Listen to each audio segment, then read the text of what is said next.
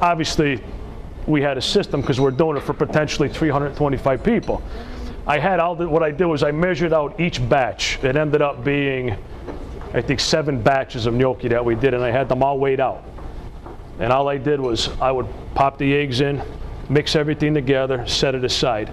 We went down, we made all the mixtures, and then we started. Her job was to get the cutter. She cut the square cigars for me. We dusted them with flour, and then the both of us just started rolling. And we literally had one of our work tables in the back of the kitchen, the stainless steel table. It's probably an 8-foot table, and we had all these long strings of gnocchi dough. It was actually, I wanted to take a picture of it because it was kind of neat to look at, you know? And then that's how we did. We just started flouring them, rolling them together, and I started cutting with the scraper, boom, boom, boom, boom, boom, putting them right inside. It was a beautiful thing. So yeah, about 40 minutes. Again, it's like I mentioned with making biscuits or something to that effect, you're gonna know. Obviously you want everything incorporated into it. The gnocchi dough, you want it to be light. So you want it to be one big pillow. The second you start working it too much, if it starts to get firm on you, or it's getting a little too hard, stop, let it do its thing, let it rest, all right? Now, regular pasta, egg pasta. Egg pasta and dried pasta, fresh pasta and dried pasta are 2 totally different things. Dried pasta is usually made with durum flour, which is it's semolina flour. It's very hard, it's very firm. As far as good dried pastas, my 2 favorite are De Cecco and Barilla. Barilla, they invented the die. They do a Teflon die, so they make the dough, they put it through their machines, the hoppers, and the rings that actually cut the pasta. Barilla came out with a Teflon coated one. And what that yields is a very smooth pasta. You know, you kind of want a little bit of a rough surface. That's the best pasta, in my opinion, because then it holds on to the sauce.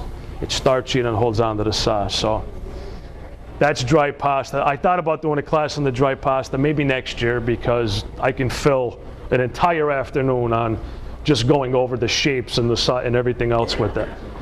But we're gonna do fresh pasta now. There has to be, well, for every cook, I bet you there's a different pasta formula. Dough to flour, or egg to flour. I just think it works out this way, is the 2.5 cups of flour, or 3.5 cups of flour, 3 eggs, and I like to put in 2 egg yolks. Again, that's just my personal thing.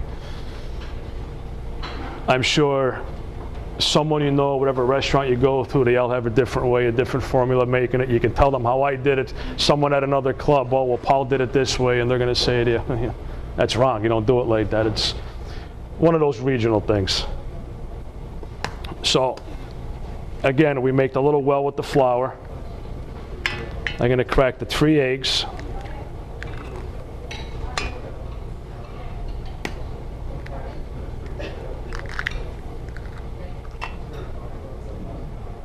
And 2 yolks.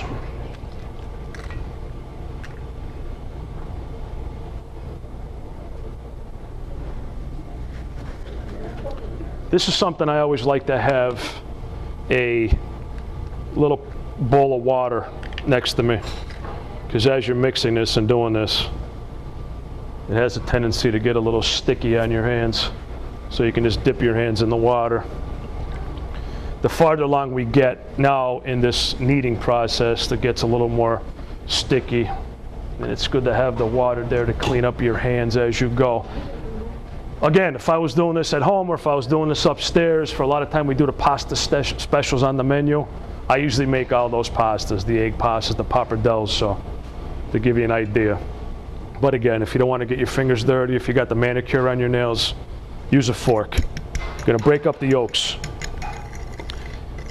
You'll see in the book, the recipe, I put in, use your fingers in a circular motion, slowly grabbing a little bit of flour from the well.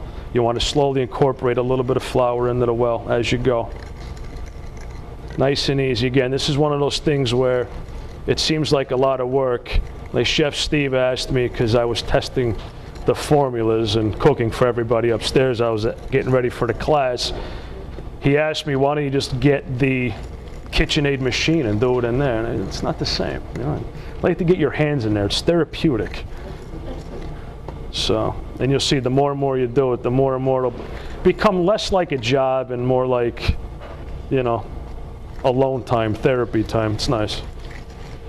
How is this flour different than like a normal? Which one? The 00? It's lighter. The all-purpose flour is more dense. Can you find this at a regular store? You have to go to a specialist. I was telling them Whole Foods probably has it. I'm sure you can find it in. I didn't check, but Doris might have it. Up the Italian market might have it. Again, pinch of salt. And that's it. We're just going to incorporate it in until it's out, and then we're going to keep folding it, keep mixing it. And again, Why does everything have to be a room temperature? look at it. Think of it this way: when something gets hot, the molecules are running. They're bouncing off of each other. They're excited. When things are cold, they're slow. They're sluggish. They're very lethargic.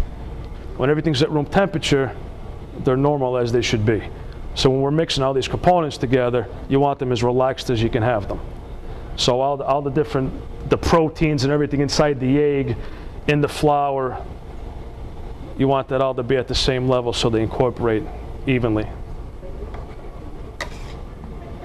And again, I'm just going to get my scraper and incorporate everything.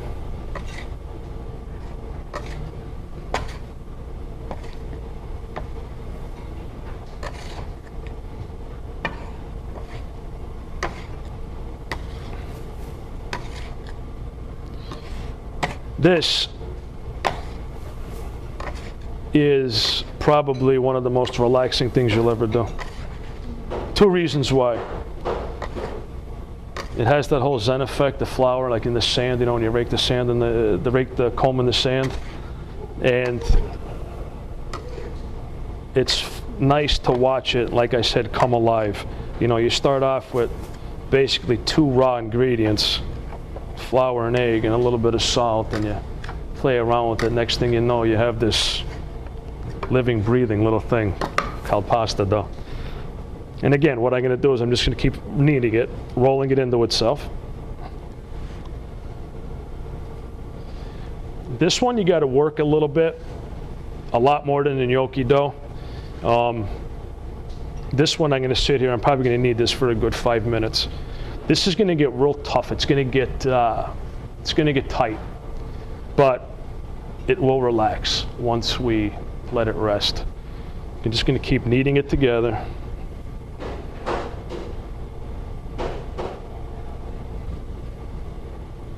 And again, depending on the humidity of your house, the flour you have, the egg, depending on everything you have, it's always good to have that little bowl of water, because you can always just grab your hands, lightly moisten them, and that'll help you pull everything together. Especially once you get to this point where the dough's now starting to get a little stubborn and hard, which again is fine. It is still a little humid in here, so I just keep working it. This is a good workout too. If you make pasta in the morning, you won't have to go to the gym in the afternoon. You can skip that day at the gym.